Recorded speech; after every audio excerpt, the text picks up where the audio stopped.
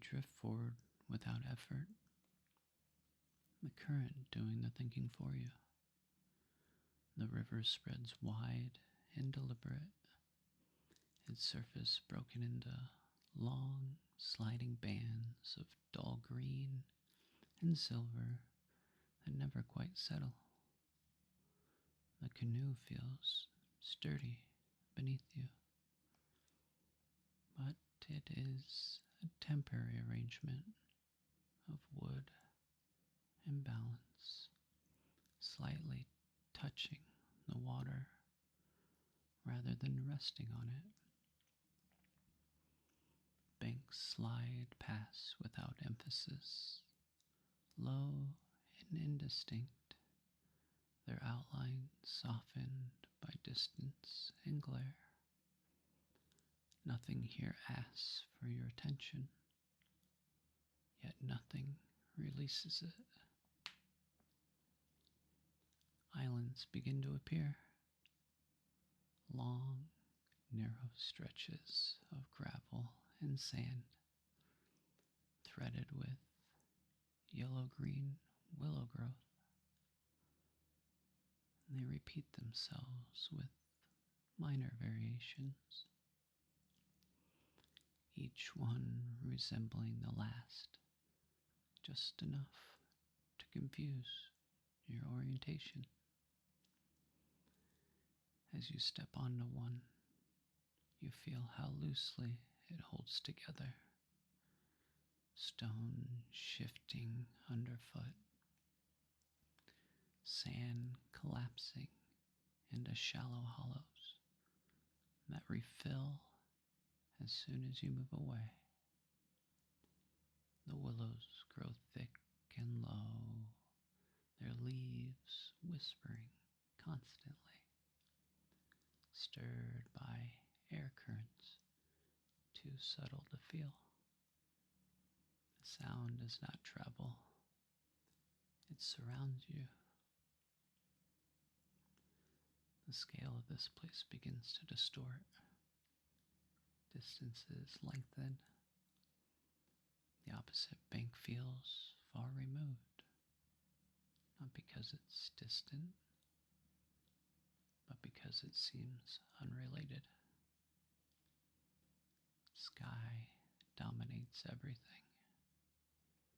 A wide blued mass that presses down, flattening depth. Clouds drift slowly, their movement exaggerated by the stillness below. You become aware of how exposed you are, but not in danger, not threatened, simply uncovered, as though the land has removed a layer you didn't know you were wearing. As you walk deeper among the willows, direction loses meaning. The ground curves slightly, subtly redirecting your path without resistance. Each cluster of trees appears identical to the last, their trunks thin, their roots barely gripping the soil. You notice patterns that do not repeat exactly, branches bent at unfamiliar angles, patches of bare sand where growth should be, impressions too large or too regular to attribute to chance. The wind passes through again, and this time it feels delayed, as though arriving after a cause. When you stop, the world does not respond. The river continues continues its vast, unhurried motion. The willows whisper on. Light remains unchanged around you. You feel no urgency to move. A quiet realization settles. This place does not acknowledge presence the way inhabited land does. It neither welcomes nor resists. It simply permits. And that permission feels temporary, revocable, and entirely indifferent to your wishes. You look beyond the willow. Light spreads thinly across the islands, colorless and diffused, as though filtered through layers of dust. Dew clings to the sand and stones, but offers no coolness, only a faint darkening of surfaces that will soon vanish. The river lies unchanged, broad and patient, carrying its immense volume without sound. You notice how little contrast there is between sky and water, the boundary reduced to a pale, uncertain seam that seems capable of shifting at any moment. You walk again among the willows, and the sameness deepens. Each step confirms the last suggested. This place does not develop, it persists. Ground repeats itself in low ridges and shallow basins, but subtly adjusted, none decisive. The trees lean inward at angles too inconsistent, their branches interlacing overhead in loose, restless lattices. Leaves tremble continuously through the air. They remain strangely still, and you feel the air kiss your skin for the first time. The sound it makes is driven by the sea. It pushes it and sustains it, a ceaseless motion. The sense of being watched, stripped of emotions. The wind carries no urgency, no intent. It feels architectural rather than personal, like awareness built into the space itself. You become conscious of how your outline breaks the uniformity, how your shape interrupts lines meant to remain uninterrupted. Shadows behave oddly here, stretching in directions that ignore the sun's position, sometimes doubling, sometimes thinning till they seem almost optional. You catch yourself moving more carefully, though you cannot say why. As you progress, scale continues to slip, The river appears wider than before, its opposite bank dissolving into haze. Islands that seemed reachable earlier now feel remote,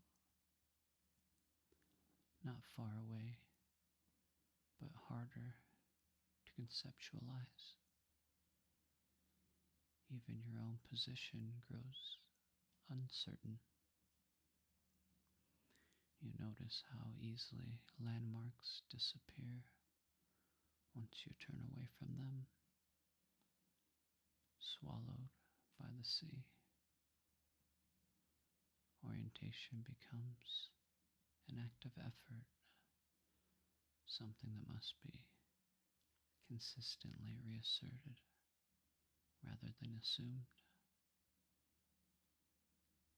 When you feel settled, the sky is not without color.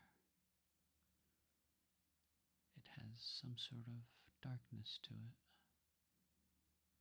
The river reflects this pigment brilliantly, flattening depth until water and air feel interchangeable. The willows continue their endless whispering, unchanged by the failing light. Sunlight spreads across the land with warmth, revealing the same low growth, the same sand and scattered stone. Yet the familiarity now feels deceptive. The land appears to be a set, like a surface that's been prepared rather than naturally formed.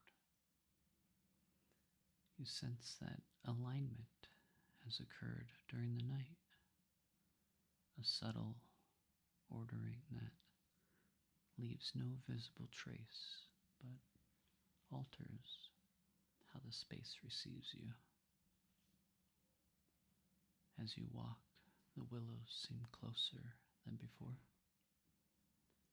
Their branches overlap more deliberately,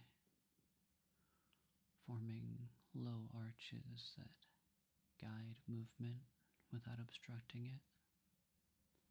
Leaves tremble in coordinated patterns, small motions echoing one another across the distance. The ground bears shallow impressions that cannot be called footprints. They're too broad and indistinct, as though weight had been pressed downward without the need for form. Step around them instinctively, though nothing tells you why. The air thickens, not with humidity, but with expectation. Sound behaves oddly. Your movements arrive back to you, slightly delayed, softening as if absorbed and returned by something unseen. You notice stretches of silence that feel complete, not empty, like pauses that belong to a larger rhythm. In those moments, the willows seem less like plants and more like instruments held in readiness, their slender forms tuned to pressures that you cannot perceive. Scale collapses further. The river feels nearer, even when out of sight. Its presence is heavy and continuous. The sky presses low, flattening depth until distance becomes irrelevant. You feel reduced, but not diminished, simplified, your outline less important than the space it occupies.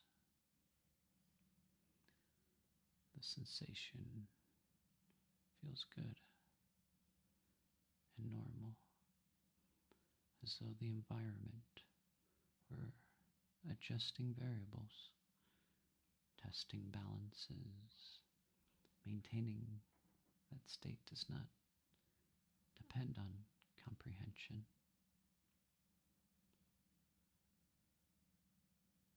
Movement itself feels intrusive. Each step introduces irregularities, a disturbance quickly absorbed, but nothingness noted. You become acutely aware of how temporary your arrangements are, where you sit, where you walk, and where you leave an object resting. The land accepts these intrusions briefly, then smooths them away.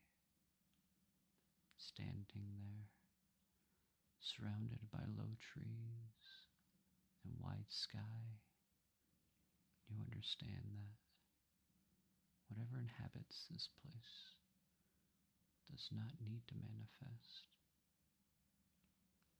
Presence here does not require appearance.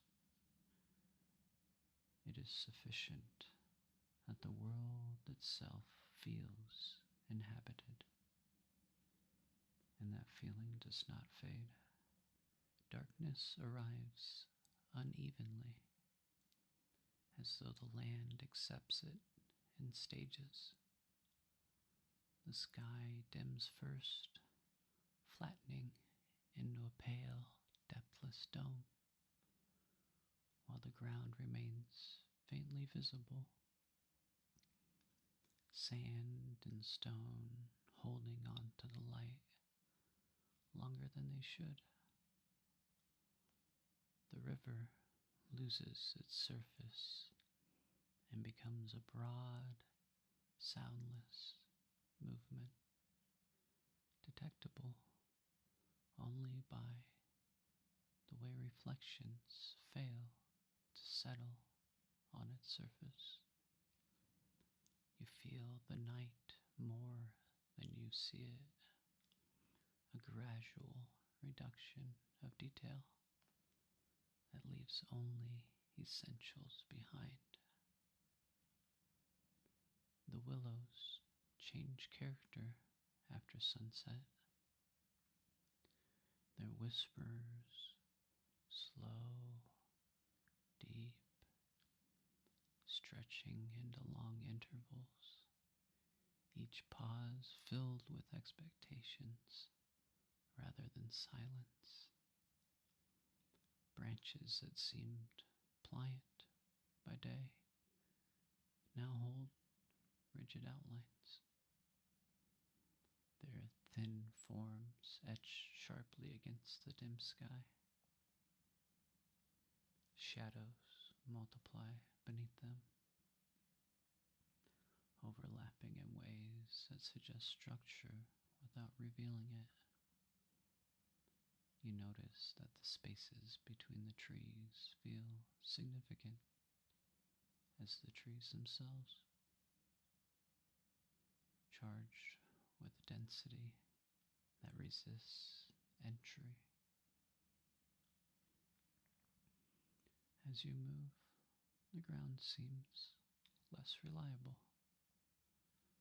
Sand firms underfoot, then suddenly gives way, shifting with a muted sigh. Stones appear where you do not remember seeing them, their pale surfaces catching what little light remains.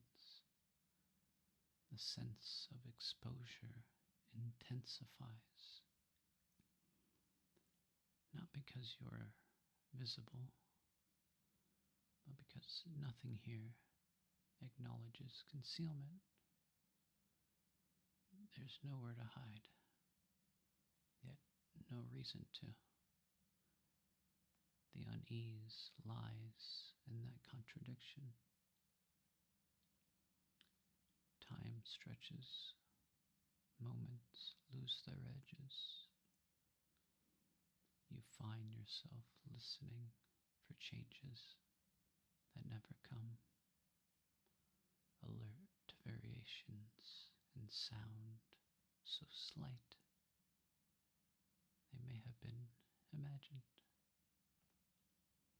The river continues its vast passage, indifferent and unbroken, while the willows maintain their endlessness, patient movement. Occasionally, the impression arises that the pattern has shifted, that something has realigned just beyond perception. But when you attend to it, that sameness reasserts itself with unnerving precision. Standing still becomes difficult. Remaining in one place feels like resisting a slow, ambient pressure, as though the night itself were gently encouraging motion without offering direction. The stars appear late and sparsely, their light thin and remote, providing no reassurance of scale. You move slowly, cautiously, as though the ground must first accept the idea of your departure. The willows part without resistance, their branches brushing past with light, incidental contact, leaving no trace of passage. Nothing marks your movements. Nothing acknowledges it.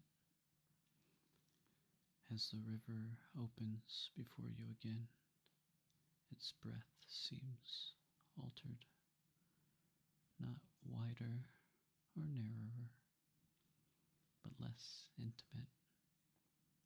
Water resumes a recognizable surface, broken by familiar ripples that behave as water should. Reflections begin to hold, clouds resting briefly before dissolving. The canoe feels more solid now, its shape decisive, its boundaries reassuringly firm. You step into it and sense the return of balance as a practiced skill rather than an instinctive state. Distance accumulates gradually. Islands drift apart, their outlines softening, their low growth merging back into uniformity. The willows lose their insistence, becoming once more a feature of the island rather than its dominant expression. Sound regains proportion, and the whispering fades into a gentle rustle, then into nothing distinguishable at all. You notice the sky lifting, depth returning, space once again behaving as a measurable thing. Yet the calm does not fully settle. Something persists beneath ordinary perception. A subtle awareness of a scale misalignment, as though the world were slightly larger than it appears. You catch yourself scanning open spaces longer than necessary, listening for patterns that no longer repeat.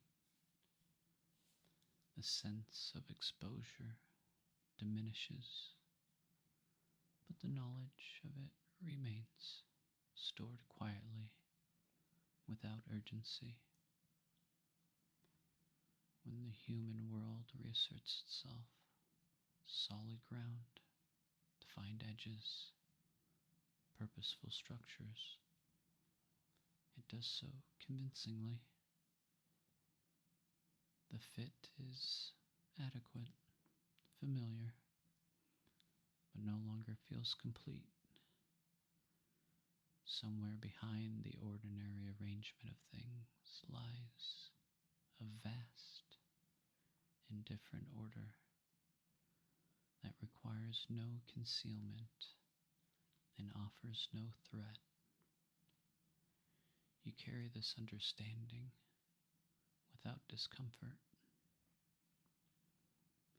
The river continues on its way.